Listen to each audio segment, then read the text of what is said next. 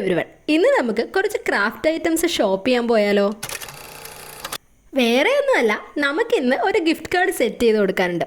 അതുമാത്രമല്ല, എനിക്ക് 2 ദിവസമായിട്ട് ജേർണലിങ് ചെയ്യാൻ ഭയങ്കര ആഗ്രഹം.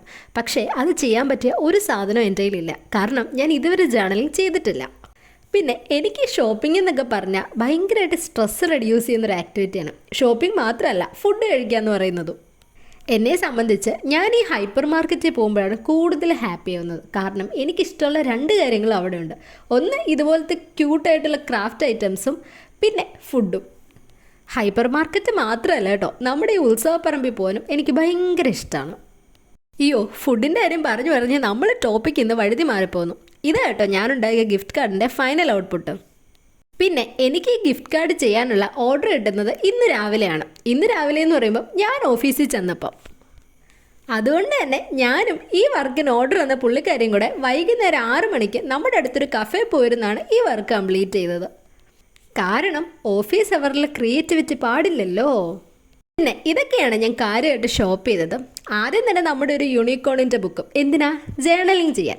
പിന്നെ കുറച്ച് സ്റ്റിക്കേഴ്സും. ഇത് ഞാൻ മറ്റേ സ്റ്റിക്കർ പ്രിൻ്റ് എടുത്തതാണേ.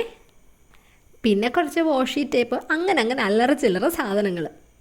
പിന്നെ ഈ സ്റ്റിക്കറും നമ്മുടെ യൂണിക്കോണിൻ്റെ ബുക്കും ഉള്ളതുകൊണ്ട് എനിക്കിന്ന് ജേർണലിങ് ചെയ്യാൻ ഭയങ്കര ആവേശമായിരുന്നു. പക്ഷേ ആദ്യമായിട്ടായതുകൊണ്ട് തന്നെ എവിടുന്ന് തുടങ്ങണം, എങ്ങനെ തുടങ്ങണം, അങ്ങനെ ഒരു ഐഡിയ ഇല്ലായിരുന്നു.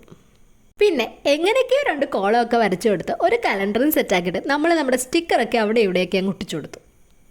വരയുടെ സ്റ്റാർട്ടിംഗ് ഒക്കെ കണ്ടപ്പം സംഭവം ഫ്ലോപ്പ് ആവുമെന്ന് ഞാൻ വിചാരിച്ചേ. പക്ഷേ ഫൈനൽ ലുക്ക് എനിക്ക് ഭയങ്കര ഇഷ്ടപ്പെട്ടു.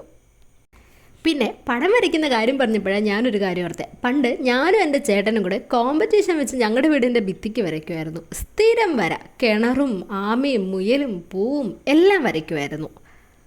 അങ്ങനെ വരച്ച് ഞാൻ ഞങ്ങളുടെ അമ്മയുടെ അച്ഛൻ്റെയും പടം വരെ ഭിത്തിക്ക് വരയ്ക്കാൻ തുടങ്ങി. അവസാനം ഇത് കണ്ട് സഹികെട്ട് എൻ്റെ അച്ഛൻ എന്നെ ഒരു ടീച്ചറിൻ്റെ അടുക്കൽ വിട്ടു. എന്തിനാ? പടം വരയ്ക്കാൻ പഠിക്കാൻ. പക്ഷേ ഈ കലയിലൊരു ഇൻഡെപ്ത് നോളജ് കൊണ്ടാവണം. വൈകാതെ ഞാൻ ആ പരിപാടി അങ്ങ് നിർത്തി. പിന്നെ കാലങ്ങൾ കഴിഞ്ഞു, ഞാൻ 10ാം ക്ലാസ്സിലായി. അപ്പോൾ പിന്നെ ഭയങ്കര പഠിത്തമാണല്ലോ. എൻ്റെ സ്കൂളെന്നൊക്കെ പറഞ്ഞാൽ എക്സ്ട്രീമിലി ഒരു സ്ട്രിക്റ്റ് ആയിട്ടുള്ള സ്കൂളായതുകൊണ്ട് എനിക്ക് പഠിക്കാതെ വേറെ വഴിയില്ലായിരുന്നു. പിന്നെ അങ്ങനെ ഞാൻ പടം വരയ്ക്കാനൊന്നും പോയിട്ടില്ല. അത് കഴിഞ്ഞ് പിന്നെ +2 ആയി. പിന്നെ കോളേജിൽ പോയി. അതുമാത്രമല്ല, ഞങ്ങളുടെ അച്ഛൻ വീടിൻ്റെ പെയിൻറ്റ് പഠിച്ചു. പിന്നെ പടം വരാമെന്ന് പോയിട്ട് പടം വരയുടെ പോലും ഞാൻ പറഞ്ഞിട്ടില്ല. പിന്നെ വീട് പെയിൻ്റ് അടിക്കുന്ന കാര്യം പറയുമ്പോഴാണ് ഞാനൊരു കഥ ഓർത്തെ. പണ്ട് ഹോള് പെയിൻ്റ് അടിച്ചപ്പം എന്നോട് ഏത് കളർ വേണമെന്ന് ചോദിച്ചു. ഞാനൊരു വെറൈറ്റി കളറൊക്കെ പറഞ്ഞു കൊടുത്തു. കാരണം ഞാൻ ക്രിയേറ്റീവ് അല്ലേ. പക്ഷേ പുള്ളിക്ക് കളർ അങ്ങോട്ട് മനസ്സിലാവാഞ്ഞിട്ടായിരിക്കും പുള്ളി ഒരു കണ്ണ് മഞ്ഞളിക്കുന്ന മഞ്ഞയും പച്ചയും കൂടെ ചേർന്നൊരു കളർ. വല്ലാത്തൊരവസ്ഥയായിരുന്നു.